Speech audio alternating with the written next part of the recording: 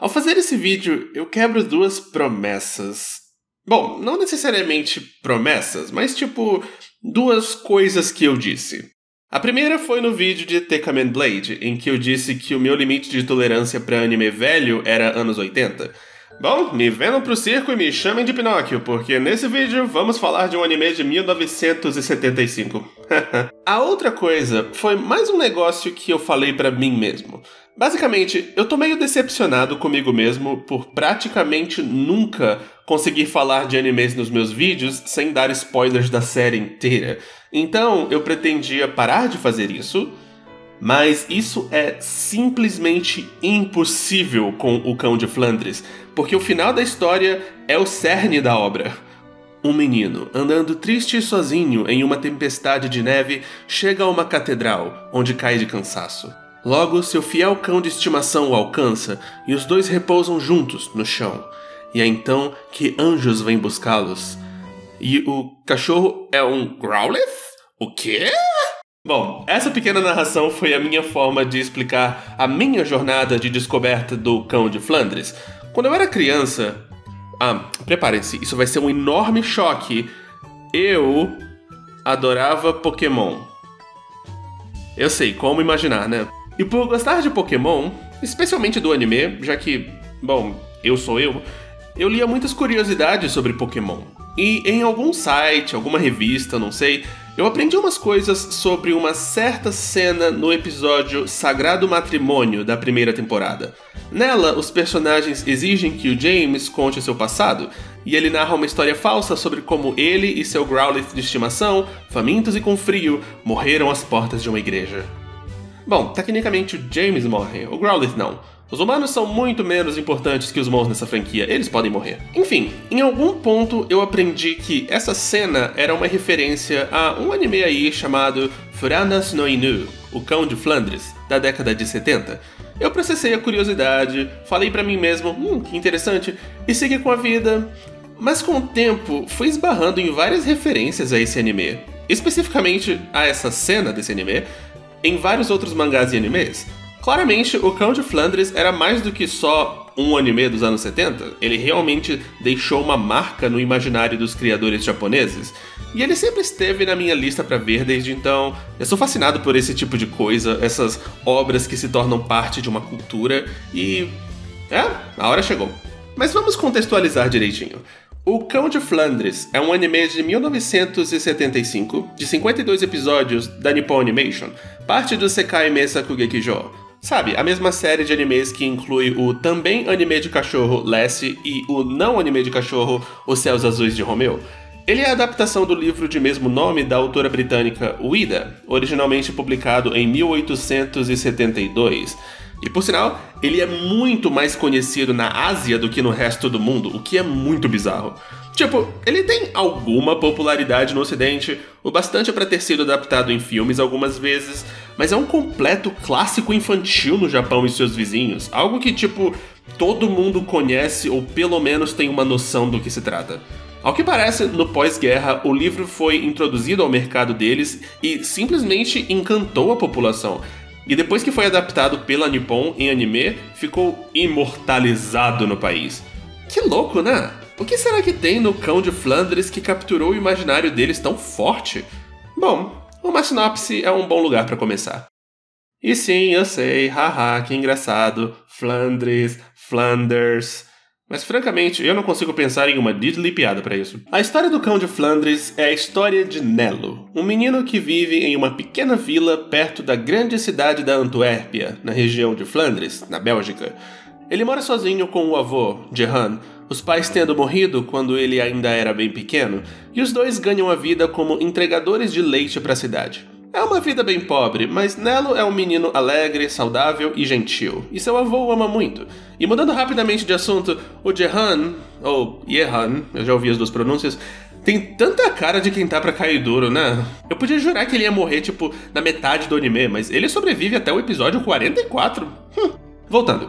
Durante a ida e vinda da vila para a Antuérpia, os dois testemunham um vendedor de acessórios de cozinha abusando pesadamente de seu cachorro de carga, Patrache. E eu preciso comentar que o abuso desse cara é tão burro. Tipo, eu sei que pessoas que abusam de cachorros realmente existem, e eu espero que todas morram o quanto antes, mas aqui, tipo, ele nem ao menos deixa o bicho beber água. Eu consigo engolir ele ser cruel bastante pra não dar comida pra ele, pra economizar dinheiro, sei lá, mas água é de graça, tem em poço. E esse cachorro não é só um pet, é o seu instrumento de trabalho. Tipo, você é um abusador burro, o que é ainda pior do que ser só um abusador, sabe? Enfim, um belo dia o Patrache chega no limite do abuso e desmaia, e o vendedor de acessórios larga ele pra morrer à margem do rio. Nelo e o avô o resgatam, cuidam dele, ajudam ele a se recuperar do trauma, e após uns dias o Patrache decide, por vontade própria, ser o cachorro de carga dos dois, além de ser o mais novo membro da família. Boa parte de O Cão de Flandres é um slice of life, mostrando o dia a dia do Nelo e do Patrache, o crescimento deles, as tarefas que eles aceitam fazer, as amizades que eles fazem e os desafios que enfrentam devido à pobreza. O anime não é particularmente sombrio, pelo menos não até aquele final, mas também não pega leve em mostrar as angústias dos menos favorecidos, o constante menosprezo por parte dos ricos, os vários sacrifícios que se precisa fazer, a insegurança financeira, a alimentação precária. O anime não foca nisso o tempo todo, mas é algo que está sempre presente. E ele consegue evitar ser deprimente demais, porque o tema principal realmente são mais as pequenas alegrias e vitórias das pessoas, mesmo em uma situação tão longe do ideal. E por isso, em maior parte do tempo, é um anime bem alegrinho até. Digo, é pra crianças afinal de contas.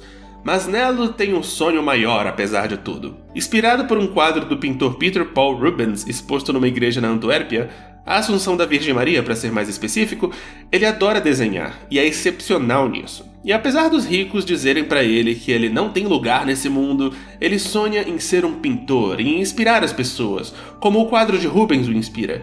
E a maior apoiadora dele nesse sonho é sua melhor amiga e grande fã, Aloha, uma menina doce e alegre que está sempre com o Nelo. Eles são unha e carne. É uma amizade linda, mas essa amizade também acaba criando a maior pedra no sapato da vida do Nelo, porque Aloha Corrêz é filha do homem mais rico da vila, o Sr. Corrêz, e ele odeia o Nelo do fundo do buraco negro em que seu coração estaria localizado se ele tivesse um. Isso claramente devido a uma competição imaginária pela afeição da filha. Ele odeia como ela idolatra tanto o Nelo e, por ser um homenzinho tóxico e classicista e metido ao machão, ele prefere tentar destruir a vida do pobre órfão de 10 anos ao ouvir o que a filha tem a dizer ou ficar feliz pela felicidade dela. Cara, eu odeio muito o Corrêz. Ele é um ser humano absolutamente detestável. Trata todo mundo como lixo, incluindo a própria esposa. A Nippon fez um ótimo trabalho escrevendo ele para ser completamente desprezível. Dito isso, chega a ser meio engraçado após algumas dezenas de episódios, como todas as cenas dele conversando com seu assistente, o igualmente podre Hans, sempre acabam com um deles suspeitando do Nelo ser responsável por insira coisa ruim aqui. A Aloha se atrasou pra escola, o Nelo forçou ela. Um cachorro destruiu uma plantação, foi o Patrache, por ordens do Nelo. O dia está ligeiramente mais quente que o normal, provavelmente foi o Nelo. Sério, eles não têm uma conversa que não envolva o tópico culpar o menino de 10 anos pelas coisas. Credo, gente, arrumem um hobby. Enquanto eu assistia ao Cão de Flandres, eu ficava me perguntando: o que exatamente prendeu as crianças japonesas a esse desenho? Porque ele foi tão grande por lá. O final é o que todo mundo lembra, e relaxa, a gente chega lá, mas pra todo mundo ver o final, era preciso que já estivessem fisgados pelo resto do anime. E todo mundo estava, ele teve a maior audiência de todo o Sekai Meisaku Gekijou. E quando você assiste, não fica imediatamente claro o que fisgaria o público, porque o Cão de Flandres, até pros padrões do SMG, é lento. É tão lento. O livro original é bem curtinho, só tem tipo umas 60 páginas, então o anime definitivamente arrasta com a barriga. É muito nada acontecendo e rotina se repetindo por vários episódios. E tipo, sim, eu sei que é um desenho de 50 anos atrás e que os telespectadores e a cultura como um todo eram diferentes e que eram tempos de muito fascínio por mídia se passando em pastos verdinhos do ocidente, mas ainda assim, eu queria poder expressar em palavras o que especificamente causou tanta empatia no público. A conclusão a que eu cheguei é que o Nelo nunca é respeitado pelos adultos. Ele não tem voz, ele nunca sequer tem a menor chance de se defender das coisas, e isso imediatamente faz você simpatizar com ele. Especialmente se você é criança e também se sente desrespeitado e sem voz, o Nelo é só uma versão mais extrema disso, e por isso é tão fácil sentir por ele. E em termos das cenas mais alegrinhas, eu diria que a força delas é que o anime também é muito competente em mostrar a intensidade de certos sentimentos infantis, coisas que são impactantes especificamente para crianças, como não poder brincar com um amigo ou conseguir comprar algo com o próprio dinheiro pela primeira vez. Essas coisas têm todo esse peso dramático, e se você se lembra como é ser criança, você sabe que esse peso é merecido. Então, a minha teoria pessoal é que foram essas duas coisas que fisgaram as crianças. Bom, essas coisas e o cachorro fofo. O cachorro fofo é muito importante, claro. Adicionalmente, no lado técnico, é muito bonito, como os animes do Sekai Meisaku costumam ser. É dos anos 70, então claro que tem momentos de animação bem limitada, mas tem lindos cenários e direção, os designs simples permitem boa movimentação pro período, e é todo colorido, como tudo na época era. E eu falo isso como elogio. A trilha sonora também é fofinha, e eu especialmente adoro como o trio principal, Nelo, Patrashi e Aloha, tem uma música de inserção cada. A minha favorita é a do Nelo, é muito classuda.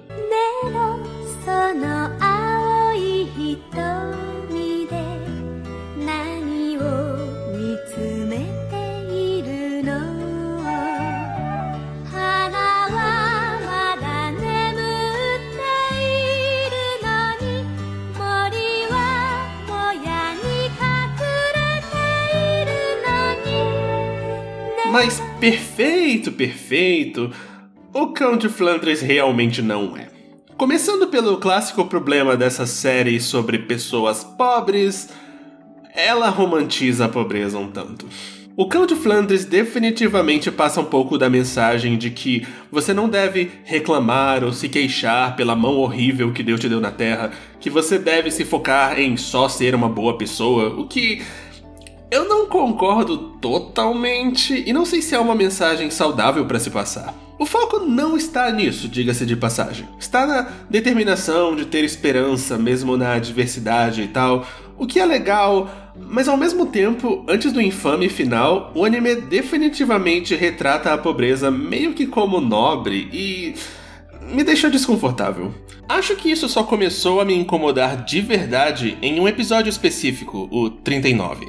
Nele, o Corres chama o Nelo de preguiçoso na frente da Aloha, e para provar o contrário, ela decide acompanhar o Nelo numa típica jornada de trabalho dele, e percebe o quão extremamente árduo é ir e vir a pé da vila para Antuérpia todos os dias, e expressa isso pro Nelo. Mas no fim do episódio, o menino comenta com o avô que não acha a jornada diária do trabalho deles particularmente cruel, e que vê a própria vida como uma vida alegre. O anime então nos diz que A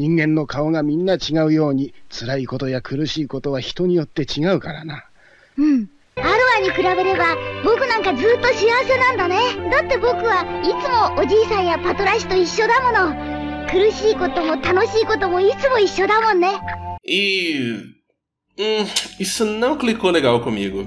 Sim, de fato, o pai da Aloha está no panteão dos piores seres humanos do universo, mas não é equivalente. Os Correios têm segurança financeira, a garantia de que sempre terão 3 refeições por dia, uma boa casa e abrigo pro frio, o privilégio de ir pra escola e ter acesso a todas as oportunidades que ela confere, conexões no mundo profissional. Enquanto isso, Nelo tem uma casa caindo aos pedaços, 0 prospectos realistas pro futuro, somente um parente que está a um espirro da morte, sua ideia de refeição de luxo é sopa feita com ossos de carne. Eu sei, os paralelos são sinistros. Basicamente, pra mim, é muito desonesto essa história de mas os ricos têm seus próprios problemas também, então não devemos comparar nossos infortúnios. Fala sério. Aliás, talvez eu esteja pensando demais em um desenho animado feito pra crianças na década de 70. Vamos só seguir em frente. Fora isso, realmente dá pra sentir o anime inventando coisa pra aumentar a história, e às vezes não funciona. Por exemplo, a vizinha do Nelo e do avô, a senhora Nulete, cria patos, e um deles, o chamado Pretinho, ganha um monte de cenas inúteis em que ele foge da casa dela e apronta altas confusões aqui na sessão da tarde. Não me entenda mal, eu entendo o appeal de animais fofos fazendo coisas fofas, especialmente na década de 70, mas também não vou mentir dizendo que isso cria momentos muito memoráveis de televisão. E não é necessariamente uma crítica, mas acho engraçado como, assim como a nossa boa e velha Tico, o Patrache, o Cão de Flandres, meio que não tem tanta importância pro Cão de Flandres. O arco dele, por assim dizer, se encerra bem cedo na história. O dono abusivo dele rouba ele de volta em um certo ponto, mas o amor do Patrache pelo Nelo dá a ele as forças pra fugir e eles se reúnem, é fofíssimo. E depois disso, ele só meio que tá lá. Digo, eu nunca vou criticar o doguinho fofo por estar lá, é só que eu esperava mais Cão de Flandres em O Cão de Flandres. Mas acho que isso é tudo que eu consigo falar sobre o Cão de Flandres sem falar do final. Então, vamos logo falar do final. Contexto. Na reta final da série, o avô do Nelo morre de velho, deixando o menino sozinho no mundo. Duplamente sozinho, na real, porque nessa altura da história, o Corrês tinha proibido terminantemente o Nelo e a Aloy de se verem. Isso em si já é bem ruim, mas piora. Devido à negligência do Corrês e do Hans, o moinho da vila, responsável por boa parte da renda dos moradores, pega fogo, e os dois, ignorantes à própria negligência, acreditam ser culpa do Nelo, que tinha sido avistado acordado à noite na cidade, quando foi entregar um brinquedo para Aloy em segredo. Ele nega, claro, ainda mais porque nem faria sentido um menino tão bonzinho e triste queimar um moinho, mas o Corrês usa sua lógica de pai tóxico e fica convencido de que foi ele, que ele queimou o moinho como vingança por não poder ver mais a Aloy. Isso causa um efeito dominó. Os habitantes da vila não querem irritar o Corrês e por isso param de confiar a entrega de leite pro Nelo, o que deixa o Nelo sem fonte de renda e incapaz de pagar pelo aluguel da casa. Ele deposita todas as suas esperanças em um concurso de artes em que ele tinha entrado vários episódios antes, e ele perde. Como observação, é nesse ponto da história que uma das decisões do anime realmente deixa esse pedaço meio difícil de engolir. Como eu disse, o texto da obra diz que o Nelo fica sem ninguém a quem recorrer. Nas duas versões, a única pessoa a quem ele poderia recorrer, que seria a senhora Nulete, tinha deixado o vilarejo. Mas no anime, isso não é bem verdade. Tem esse personagem, o lenhador Michel, que antes desse ponto já tinha deixado bem claro pro Nelo que queria adotá-lo e tomá-lo como aprendiz, e até deixou um dinheiro com ele depois que o avô morreu para arcar com as despesas. Então, todo o drama do Nelo estar sem ter a quem recorrer requer que ele esqueça que o Michel existe. É muito estranho.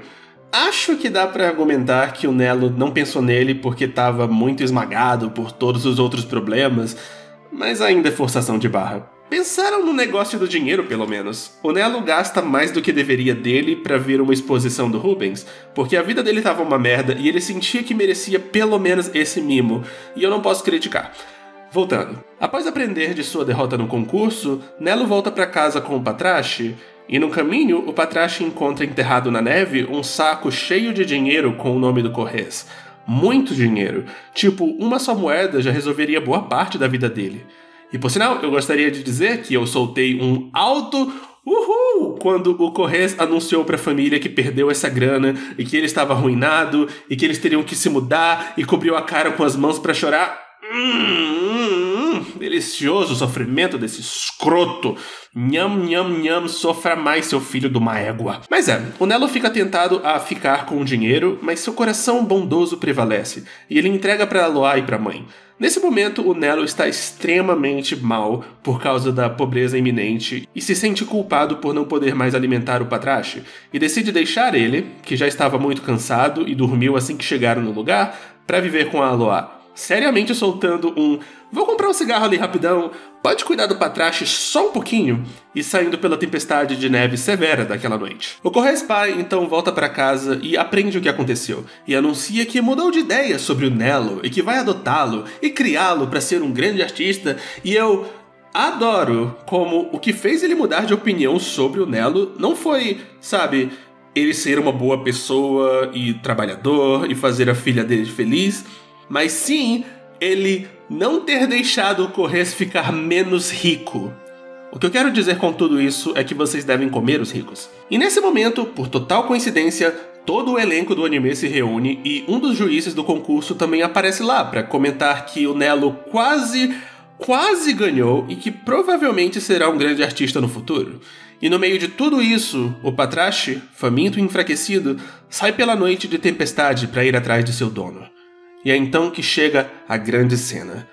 Nello, morrendo de frio e fome, se força a chegar na catedral para ver a pintura de Rubens uma última vez. Mas, para surpresa dele, as outras 2 pinturas de Rubens na catedral, que só se podia ver pagando caro e que o Nello sempre quis ver, estão expostas, permitindo a ele realizar esse último sonho antes de tudo acabar. Ele se deita no chão, enfraquecido, porém satisfeito, e Patrache se junta a ele. Os dois pacificamente se deixam descansar. As velas da igreja se apagam. E enquanto a luz da lua brilha sobre a catedral, anjos descem dos céus e levam Nello e Patrache para voar na carroça da família, para ir verem o vovô Jehan e os pais do Nello em um lugar em que todos ficarão felizes por toda a eternidade. Fim do anime. Sério, é o fim mesmo. E imediatamente corta pros créditos. E eu fiquei chocado com isso. Eu sabia que essa cena viria, mas eu não sabia que não tinha nada depois dela. Eu tava preparado para alguma cena de enterro debaixo de uma chuva em que todos se culpariam pela morte dele e tal, mas não, o anime termina com o Nello aceitando a morte sem arrependimentos. É muito interessante. É um final trágico, claro, mas ao mesmo tempo é estranhamente pacífico. Como se você sentisse o mesmo tipo de tristeza, porém alívio que o próprio Nello está sentindo.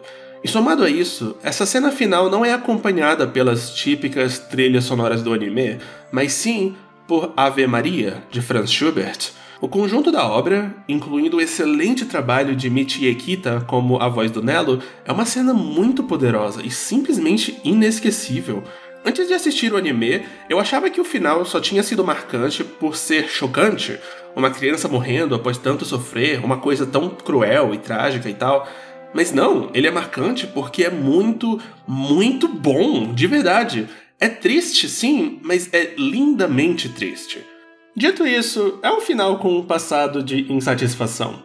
Em todas as adaptações ocidentais sobreviventes do livro, ele é trocado por um final feliz, em que o Nello e o Patrache sobrevivem e o menino começa a estudar artes e tal. E na verdade, os próprios japoneses, na época da exibição, clamaram pro final do anime ser feliz também. O diretor comentou numa entrevista que todos os envolvidos na produção receberam várias cartas pedindo para pouparem o Nello no final. Mas tinha alguém que realmente queria que o menino morresse. Deus!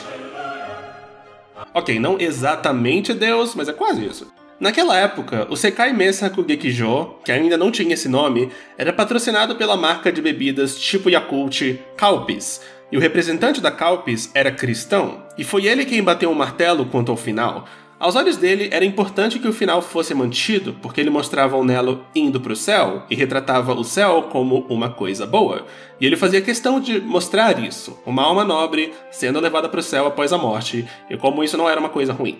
Bom, eu não sou uma pessoa nada religiosa, mas fico feliz que esse cristão impôs sua propaganda religiosa nesse caso. Digo, eu adoro finais felizes, mas finais trágicos são importantes também, e esse é absolutamente icônico. Ele garantiu que ninguém jamais esqueceria esse anime, e provavelmente nenhum telespectador que cresceu com ele iria querer algo diferente. Em 2007, foi lançado um documentário belga chamado Patrache, A Dog of Flanders Made in Japan, que explora a popularidade japonesa dessa obra tão ninguém liga na Bélgica. Ele tem umas partes bem interessantes, e a mais interessante pra mim é esta. When I was 4 or 5, years old, and Sunday night, 7 p.m., with watching with my whole family. And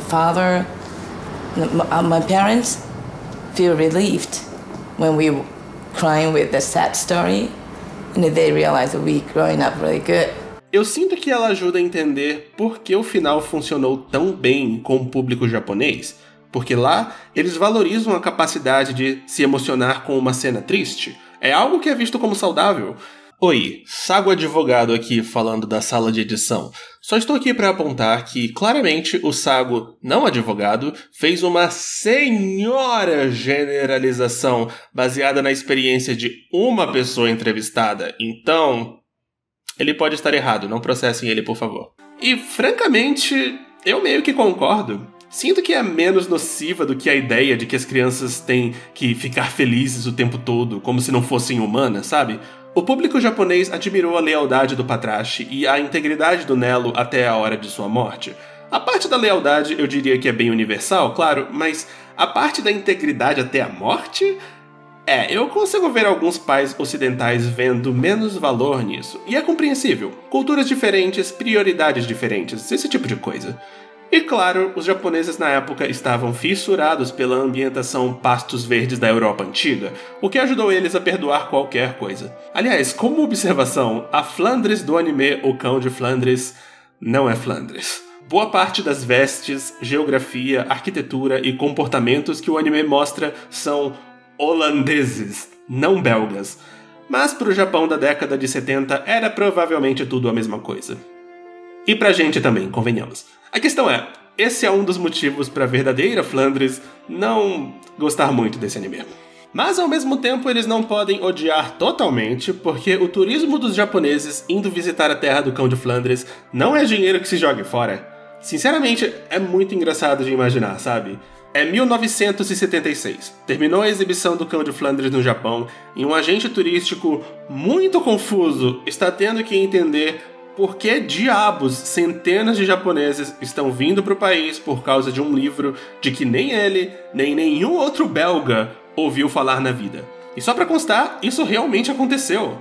Aliás, tanto aconteceu que, depois de um tempo, ergueram uma estátua do Nelo e do Patrashi na Antuérpia, especificamente para agradar os turistas asiáticos. Repetindo, ergueram uma estátua, provavelmente com dinheiro público, baseada em um livro que ninguém no país conhece, especificamente para agradar turistas vindos do outro lado do oceano.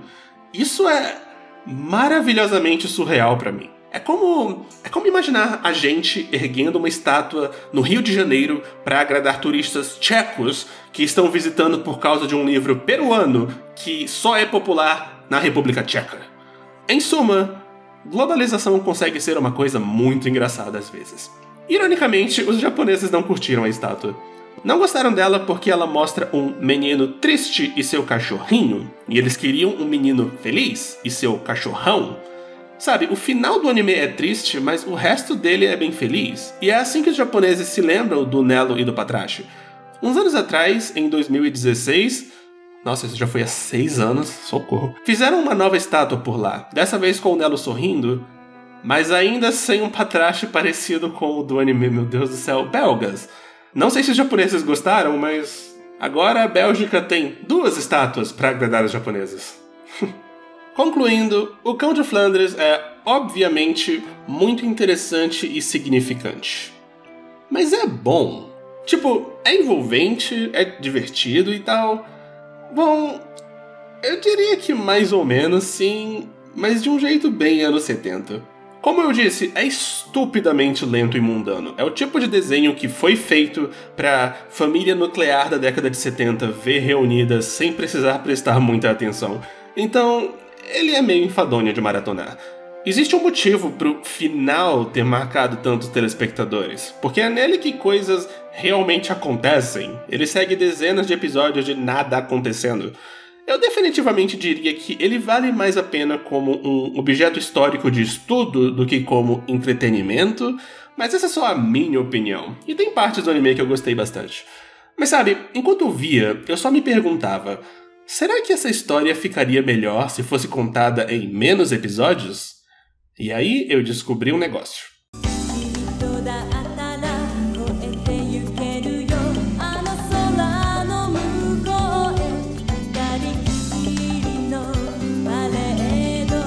Em 1993, após quase 20 anos do épico histórico que foi O Cão de Flandres da Nippon, a TMS resolveu encarar o desafio nada invejável de fazer um novo Cão de Flandres para uma nova geração. Dessa vez a série só teve 26 episódios, então deu para contar a história em bem menos tempo, como eu queria. Dito isso, essa versão da história deixou exatamente zero impressão no Japão. Lembrada por pouca gente e, até onde eu pude ver, nunca foi relançada depois da primeira tiragem, nem em DVD. Então, vamos falar dela. Seria inútil dar uma sinopse, já que é a mesma história, então, ao invés disso, eu vou listar as diferenças e ir dando as minhas opiniões enquanto faço isso. A primeira é geral, o lado técnico das coisas. O designer de personagem é outro, naturalmente, e por sinal é um que já trabalhou em vários animes do Sekai Meisaku Gekijou, mas não Flandres, e todo o elenco tá com um visual bem diferente. O Nelo agora é ruivo ao invés de loiro, e aparentemente já sofre de calvície. Sério, por que essa separação do cabelo tá tão lá em cima? Todo mundo tem proporções um pouco mais realistas e um toque de estilo americano de desenho. O que é natural, visto que a TMS trabalhava muito com desenhos ocidentais na época. E o mais chocante de tudo, a raça do Patrache é diferente. Toda adaptação de O Cão de Flandres acaba dando uma raça diferente pra esse totó. Depende muito de qual cachorro clica mais com o público-alvo e tal. No caso do anime da Nippon, o Patrache é uma raça inexistente de canino. Um tipo de quimera de São Bernardo com pastor alemão com Shiba Inu. Muito fofo? Sim. Possível de achar no pet shop ou abrigo de animais mais próximo de você? Não, senhor. Dado o local em que a história se passa, o mais provável é que o Patrache fosse um bouvier, um boiadeiro de Flandres, e é isso que ele é no anime da TMS.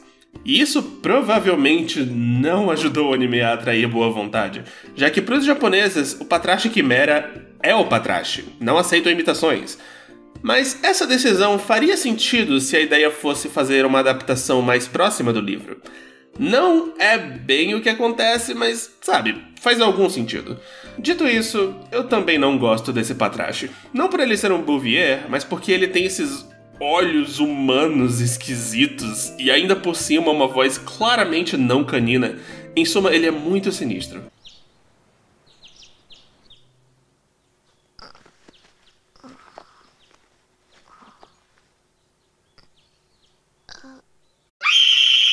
Mas enfim, isso é o visual. E a história? Que diferenças ela tem? Bom, ainda em linhas gerais, ela é mais melancólica do que a versão da Nippon. Sinto que isso era inevitável. Depois que o primeiro anime tatuou aquele final trágico no cérebro de todo mundo, seria bem difícil fazer um desenho alegre e positivo de novo. Então, sabe, eu não vou criticá-lo por isso. Já em termos de diferenças específicas, o Nelo ganhou um outro amiguinho rico chamado Philip, um jovem da nobreza, amante das artes, que mora na Antuérpia. Eu esqueci de mencionar eles, mas no anime da Nippon, o Nelo também faz dois amigos na Antuérpia, os irmãos menos pobres, mas ainda classe baixa, George e Paul. Eles não têm uma enorme função na história, e eu sempre vou achar engraçado o número de cenas em que o Nelo ignora eles por causa de seus dramas pessoais com a Aloha, mas eles são bem carismáticos e divertidos e ajudam a expandir o mundo social do Nelo. E caso estejam se perguntando, sim, eles também compartilham do problema do lenhador de deixar o final menos lógico. O Philip, por outro lado, tem a única função na história de dizer pro Nelo que ele desenha bem, algo que poderia ser feito por literalmente qualquer outro personagem. E fora isso, ele tem um subplot aí de querer ser poeta, mas a mãe não quer que ele seja. Não dá em nada e não é interessante. Como dá pra ver, eu não curti muito o Philip. No começo eu imaginei que ele fosse cumprir o papel do menino lá que vence o Nelo no concurso, o que seria interessante, já que deixaria a derrota mais pessoal, mas não, ele simplesmente evapora da história ali na metade e só volta pro enterro do Nelo. Completamente inútil. Nessa versão, a Aloha frequenta a escola desde o começo, algo que ela só começa a fazer mais pro final, no anime de 75, e ela tem 3 coleguinhas de classe que formam o elenco terciário, cujos nomes eu não lembro e não faço questão de lembrar. Não tenho nada a comentar sobre eles são extremamente nada, mas um deles é interpretado pela Rika Matsumoto, e isso é algo. O anime expande um pouco os pais do Nelo, deixando claro que o pai dele também era pintor e que o Jehan tinha um rancor por ele, achando que o homem, um pintor pobre, tinha ferrado com a vida da filha dele e indiretamente levado à morte dela. Eu super não curto essa coisa de o menino é pintor porque o pai era pintor, estava no sangue. Mas também não sei se estava no livro original, talvez tivesse. O anime como um todo, apesar do tom mais melancólico, estranhamente não chama muita atenção para a pobreza do Nelo e do avô. Tipo, eles são pobres, mas não tem praticamente nenhuma cena mostrando as dificuldades deles para conseguirem alimentos, ou eles tendo que pegar trabalhos extras para pagar as contas, esse tipo de coisa. E o grande lance para mim, o equivalente do Hans, o assistente do Corrês nessa versão, o Sr. Bowman, é muito mais malicioso do que o já escroto Hans, e pintado claramente como sendo o vilão e o responsável por todas as coisas de ruim que acontecem no final da série. Ele tem inveja / ódio do Corrês desde sempre, é o único responsável pelo incêndio do moinho, é o único responsável por convencer a vila a não dar trabalho pro Nelo, e até faz esse negócio de se gabar pro Corrês, após ele perder aquela grana no final, que, agora que o Corrês está pobre, ele, Starscream, será o novo líder supremo dos Decepticons! Eu odeio isso do fundo do meu coração, porque ao fim de toda a situação, o anime trata ele como o único culpado pelo que aconteceu com o Nelo, ao invés da clara opinião da narrativa de que foi culpa de todo mundo, alguns mais do que outros, coffee, Corrês. Pra mim, o anime realmente deixou a peteca cair aí. E fora isso, lembra a cena de enterro que eu tava esperando no anime da Nippon? Pois é, ela tá nesse. É meio fraca, ninguém nem parece lá muito triste. E em termos do final, ele é ok. Senti que faltou alguma coisa nele, mas ele é definitivamente bem dirigido e animado, e o Nelo é interpretado pela Megumi Hayashibara, e ela vende bem a cena. Aliás, todo esse anime é bem animado. Claramente a TMS queria caprichar numa produção tão importante, tem muito esforço aqui, mas no fim, sinto que não consegue escapar da sombra do anime da Nippon. 26 episódios é um ritmo bem melhor pra história. Aliás, eu diria que ainda se arrasta um pouco, mas esse Cão de Flandres não marca muita presença.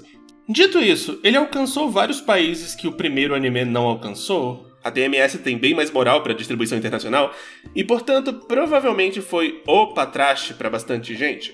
E, sinceramente, ele é bom bastante para isso. Mas, de um jeito ou de outro, ele é super difícil de achar em qualidade decente, então, a menos que você seja doido que nem eu, tudo bem ignorar ele. Mas o Cão de Flandres da TMS não foi a última tentativa de apresentar o Cão de Flandres a uma nova geração e desafiar o legado do anime de 75. Alguns anos depois, em 1997, veríamos uma terceira e última tentativa pela própria Nippon. Tipo, os anos 80 e especialmente os anos 90 foram bem ruins pro Sekai Meisaku Gekijo. Não necessariamente por causa da qualidade dos animes sendo feitos, mas porque os gostos das crianças japonesas estavam mudando e rápido. Histórias de crianças europeias sofrendo estavam tendo cada vez menos appeal, e histórias de ação e comédia estavam virando a nova cara da infância japonesa. E meio que continua assim até hoje.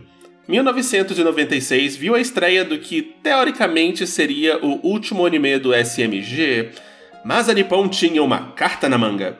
Tipo, alguns animes do SMG já tinham sido editados em formato de filme antes, fosse para lançamento no Japão, fosse para vender no exterior.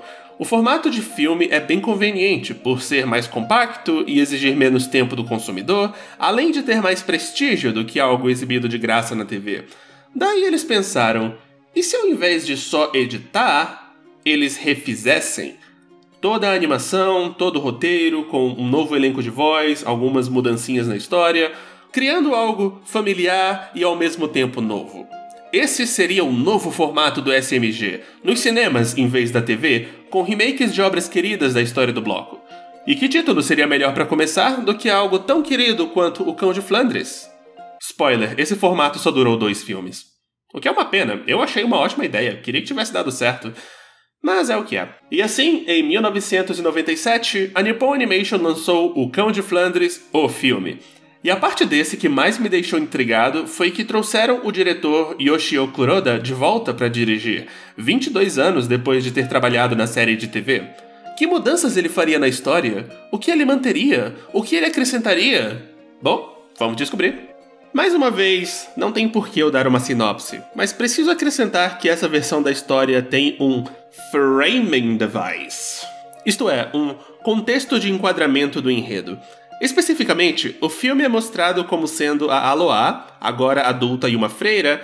Tenho que admitir que eu não imaginava a Aloá como freira, mas era o século XIX, poucas opções, refletindo sobre a triste história do Nelo. No final do filme também vemos o George e o Paul adultos, um fanservicezinho pros velhos no público que queriam ver que fim levou essa galera. A história em si, como deve dar pra imaginar, é bem igual, só bem mais comprimida dessa vez. Nada de 3 minutos seguidos de trapalhadas de patos aqui. A primeira coisa que chama a atenção do filme é que o design dos personagens é bem diferente. O designer de personagem do anime, Yasuji Mori, tinha falecido 5 anos antes, então, substituindo ele, temos Yoshiharu Sato, responsável por muitos dos então mais recentes títulos do SMG, incluindo os Céus Azuis de Romeu. E isso fica bem evidente, porque o Nelo nesse filme é basicamente uma versão miniatura do Alfredo. E também tem o Romeu no filme, o menino lá que vence o Nelo no concurso de pintura. Um amor que transpassa os limites do tempo e da morte. Fico até emocionado. Nelo e Aloá agora também têm proporções ligeiramente mais realistas, sendo mais altos e menos rechonchudos do que eram no anime. A trilha sonora é diferente, novo compositor, mas é boa, nada a reclamar. O elenco... a gente fala dele depois. O filme naturalmente é bem fiel à série de TV, e as mudanças significantes não são numerosas. A mais significante pra mim é a ausência do lenhador Michel. Dá pra ver que o diretor sentiu o mesmo que eu, que a presença dele deixava o final meio forçado e se livrou do cara.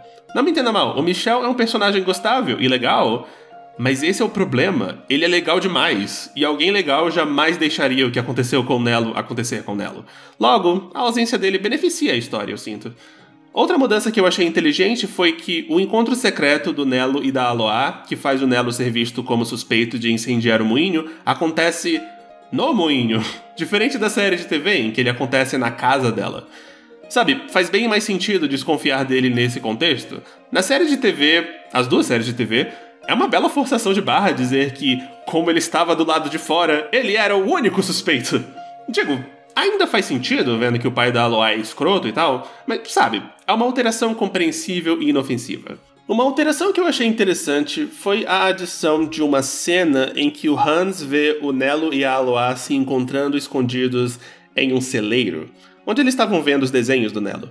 Isso é ultrajante pro Corres pai, que diz não poder arriscar a filha da família sendo vista como suja, saindo de um celeiro com o menino. O subtexto da competição pela Aloá ganha essa pontinha sexual, e naturalmente faz o Corres parecer ainda mais podre, não só por claramente pensar besteira do encontro de duas crianças, como por se importar mais com como a Aloá estragaria aparências do que com o que ela sente, e é bem realista, posso garantir. Então acaba sendo uma boa alteração, deixa o Corres mais filho da mãe. Por curiosidade, no livro os personagens são um pouco mais velhos, o Nelo tendo 16 anos e a Aloá 12, então essa cena pode ter uma ligação com isso também. E em termos do grande final, eu argumentaria que, apesar de mais bem animado, ele não é tão forte comparado com o do anime. Simplesmente porque o anime teve mais tempo para preparar o palco para ele, enquanto que nesse filme ele é mais apressado. Mas em termos de direção, a minha crítica de verdade a ele é... computação gráfica. Desculpa, mas isso realmente me arrancou da cena. Eu sou velho, me permitam essa irritação de velho, por favor. É tão brega, olha isso! Outra alteração meio inesperada é que, ao invés de levar o Nelo e o Patrache com eles, os anjos descem, sobrevoam eles um pouco e somem, deixando subentendido que eles levaram as almas dos dois, mas que nós não podemos ver as almas. Ou que eles viram as almas deles e disseram, não, esses dois não vão pro céu, lol. E pra fechar com chave de ouro, a última coisa que fez o final não funcionar muito pra mim foi a dubladora do Nelo, Makoto Tsumura. Desculpa, mas ela não dá conta do recado. Ela não me convence como Nelo. E ela não ajuda esse final a descer. Tipo, provavelmente é culpa da direção e não dela, mas é. O filme é um bom filme, mas definitivamente tem um problema oposto do anime. É rápido demais. Não ajuda que ele tenha um monte de elementos totalmente supérfluos. Pela nostalgia, ele mantém certas cenas e personagens do anime, como o George e o Paul, que não beneficiam muito a história e dão pra ele aquela sensação de ser estufado demais. Mas ele é lindamente produzido, com cenários maravilhosos e uma animação muito bonita. Óbvio, é um anime do Sekai Meisaku com orçamento de filme, afinal, e definitivamente é uma boa forma de experienciar a história. Só não tenho certeza se é a melhor. Mas na verdade, eu não sei ao certo dizer qual desses cães de Flandres é o melhor cão de Flandres. Eu vi esses 3 dogs em sequência, então não deu pra não me apegar um pouco mais ao primeiro e comparar os outros 2 a ele. O que não é realmente justo com eles, mas não dá pra evitar. Só que em termos de impacto cultural, os cães dos anos 90 nem se comparam ao anime de 75. E boa parte desse impacto se dá porque era 1975. Porque a cultura da época era diferente e estava prontinha pra isso. Se vale a pena assistir ele, ou só aprender sobre ele, acho que isso depende de quem você é. E eu não tenho uma conclusão pro vídeo, vamos pras... Na década de 70, a lendária dupla de fundadores do estúdio Ghibli, Hayao Miyazaki e Isao Takahata, trabalhavam em animes do Sekai Meisaku Gekijō. Eles não trabalharam muito em Cão de Flandres, mas trabalharam um pouquinho. Especificamente, os 2 foram responsáveis pelos storyboards e animação de um episódio, o episódio 15. Eu pessoalmente não detectei muito dos estilos individuais deles nesse episódio, mas eu sou uma negação no quesito de identificar essas coisas, então... Mas o divertido é que, de acordo com a Wikipédia japonesa, o Miyazaki não gosta de Cão de Flandres, diz que é meio lixo. Ah, Hayao Miyazaki rabugento, você é tão rabugento. Eu não falei dele, mas tem um personagem no anime de 75 que roubou o meu coração. Este é André.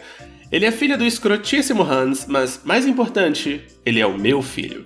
Basicamente, ele é um menino que o pai tenta empurrar pra fazer amizade com a Aloha, porque ricos escrotos e tal, mas ele não tem muito em comum com ela. Então, por boa parte do anime, ele é só aquele menino quieto, diferente, que não está no círculo de amigos dos outros.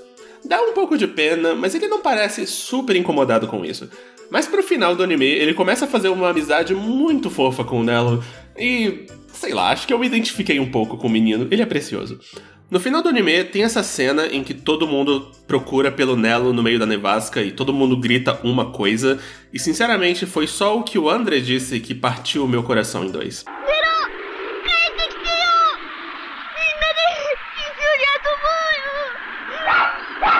E ele tem um Dachshund chamado Dax, que é estupidamente fofo. Aliás, o anime de 75 perde alguns pontos pra mim, porque não tem uma cena sequer do Patrache e do Dax brincando. Como assim? Sim, eu sei que nem todos os cachorros se dão bem, mas eu queria que esses 2 cachorros se dessem bem, e o meu desejo é muito importante. Como curiosidade, eu não lembro onde eu li isso, então carece de fontes, mas parece que pro filme de 97, assim como o anime de 75, vários japoneses clamaram por um final feliz dessa vez. Não. Naquele documentário que eu falei, o documentarista comenta algo bem interessante. Não sei se isso foi pesquisado por ele ou só meio que a teoria pessoal dele, mas a autora, o Ida, teria escrito O Cão de Flandres não homenageando a Bélgica, mas sim expressando seu total desdém pela Bélgica. Ela teria viajado para Flandres em um momento muito baixo da sua carreira de escritora e ficado horrorizada com coisas tipo cães de carga sendo maltratados e pinturas sendo barradas do público, só podendo serem vistas pagando caro. O Nelo, um artista, sendo prejudicado por essas coisas e derradeiramente morrendo, seria ela basicamente expressando como o lugar era nocivo à arte dela. O que torna ainda mais hilário o fato do anime ter feito os japoneses adorarem Flandres. Me pergunto se ela se revira no túmulo até hoje por isso. Tecnicamente, existe um 4º anime de Flandres de que eu não falei. Este aqui.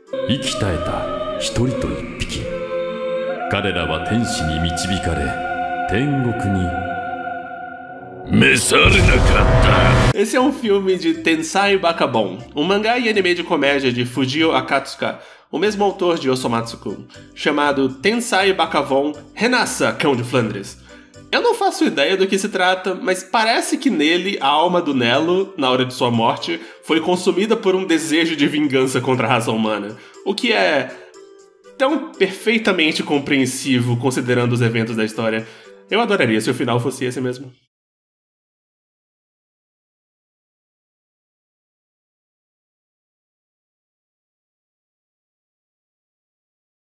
Tem uma história de uma criança que, morrendo de fome nos braços da mãe, ela perguntou assim: mamãe, no céu tem pão? E morreu.